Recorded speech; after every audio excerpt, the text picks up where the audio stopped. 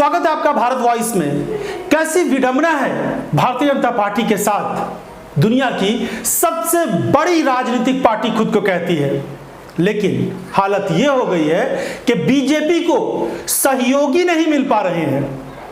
NDA एक बार फिर से बनाने की कोशिश की जा रही है, लेकिन एनडीए में कौन पार्टी शामिल होगी, इसके लिए तमाम तरह की मेहनतें की जा रही है। राष्ट्रीय अध्यक्ष जेपी नड्डा से लेकर कई मंत्री, भाजपा के दिग्गज नेताओं ने अपनी पूरी ताकत लगाई है, लेकिन पार्टियां एनडीए के साथ जुड़ने को तैयार नहीं है। उधर जो अपोजिशन पार्टी है, विपक्ष की बैठक पहले पटना में और अब जो बेंगलुरु में हो रही है, उसको लेकर बीजेपी को भी ऐसा लगा कि वो भी एनडीए को और इस कुंभे को फिर से मजबूत करे, लेकिन उसको पार्टियां मिल नहीं रही है। लोग और राजनीतिक पार्टियां भाजपा के साथ आने को तैयार नहीं हो रही है। 18 जुलाई को जब अपोजिशन पार्टी बेंगलुरु में मिल रहे हैं और वहां पर आगे की रणनीति तैयार कर रहे हैं, तो 18 जुलाई को ही एनडीए भी बैठक कर रही है। यानी भारतीय जनता पार्टी बाकी सहयोगियों को एकजुट करके दिखाने की कोशिश कर रही है कि अगर यूपीए या यूनाइटेड अपोजिशन बन सकता है तो एनडीए भी हमारा एक साथ है, और एनडीए में भी आपके पास अगर 26 पार्टियां हैं तो एनडीए में 30 पार्टियां हैं। इस तरह की कोशिशें बीजेपी की तरफ से की जा रही है। केंद्र की सत्ता और मजबूती के साथ 9 सालों से राज करने वाली बीजेपी को अगर छोटी छोटी पार्टियां भी सहयोग करने को तैयार नहीं है, साथ आने को तैयार नहीं है, तो सोचिए इस पार्टी का कितना बुरा हश्र आने वाले दिनों में हो सकता है। एक तरफ यूनाइटेड अपोजिशन कांग्रेस पार्टी, उसके साथ तृणमूल कांग्रेस ममता बनर्जी, उसके साथ अखिलेश यादव उत्तर प्रदेश से समाजवादी पार्टी, और फिर जयंत चौधरी, फिर बिहार से नीतीश कुमार और तेजस्वी यादव, महाराष्ट्र से उद्धव ठाकरे, और फिर दक्षिण भारत की कई छोटी पार्टियां, ऐसी पार्टियां भी जो पिछले चुनाव में बीजेपी के साथ थी, लेकिन अब वो यूनाइटेड अपोजिशन का हिस्सा बन रही है। तो देश भर के तमाम दिग्गज नेता और तमाम बड़ी पार्टियां विपक्ष के साथ एकजुट हो रही हैं, कांग्रेस के नेतृत्व में एकजुट हो रही हैं। भले ही प्रधानमंत्री पद का दावेदार और उम्मीदवार कौन होगा इस पर बाद में चर्चा होगी, लेकिन बीजेपी को हराने के लिए ये एकजुटता बहुत मायने रखती है। उधर एनडीए के कुंभे की बात करें और बीजेपी जिस तरीके से पार्टियों को लाने की कोशिश कर रही है, उसमें सोचिए तमाम कोशिशों और तमाम ताकत और क्षमता लगाने के बाद कौन मिल रहा है इनके साथ? इनके साथ चिराग पासवान बिहार से मिल रहे हैं। एक ऐसा नेता जो एक तरह से हारा हुआ है। रामविलास पासवान की बदौलत चिराग पासवान की थोड़ी सी अहमियत है, और भले ही बीजेपी को ऐसा लगा कि एक पार्टी तो कम से कम नाम के लिए जुड़ जाएगी।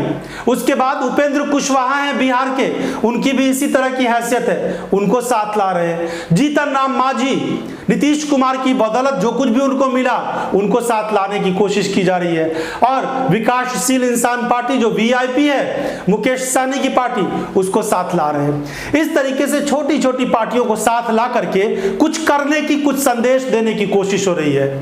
उत्तर प्रदेश से अनुप्रिया पटेल की पार्टी अपना दल, सोनेलाल के अलावा संजय निषाद की पार्टी है, उसके साथ ओम प्रकाश राजभर की जो सुहेलदेव भारतीय समाज पार्टी है उसको भी शामिल किया गया है। झारखंड से सुदेश महतो की आजसू शामिल होगी।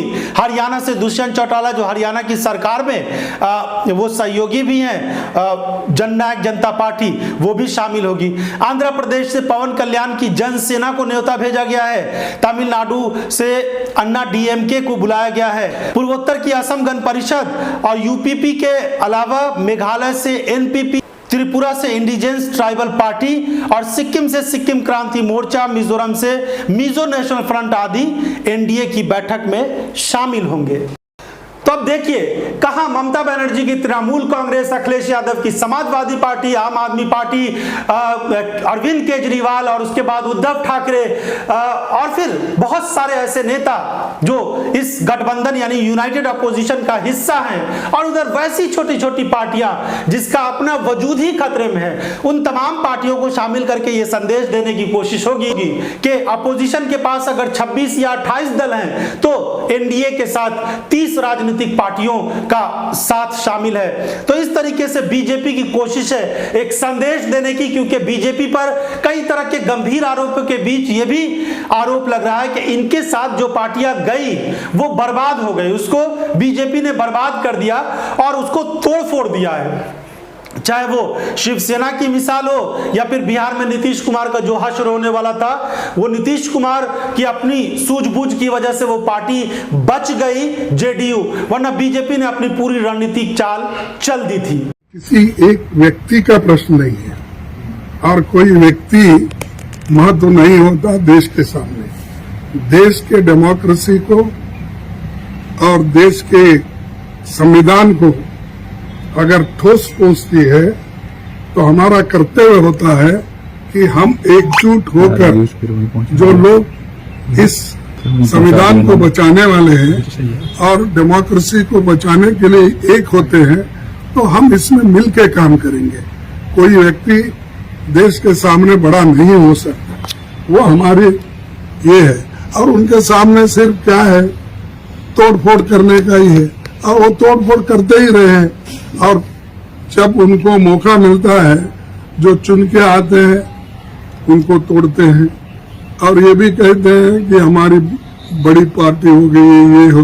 भाई आपका अगर ठीक है पार्टी, फिर तोड़ते क्यों? चुने हुए लोगों को आप ले जाते हो।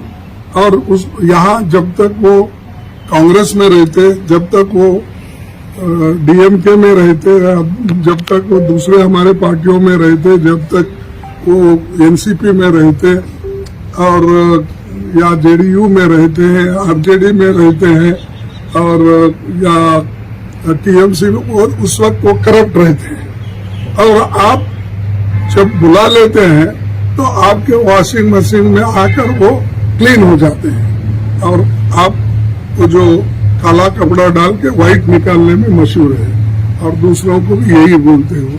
तो ये ठीक नहीं है, ये उनकी आदत है पहले से भी डराने का, धमकाने का, हरासमेंट करने का, प्रेशर डालने का, वो कर रहे हैं, तो उसको हम डरने वाले नहीं।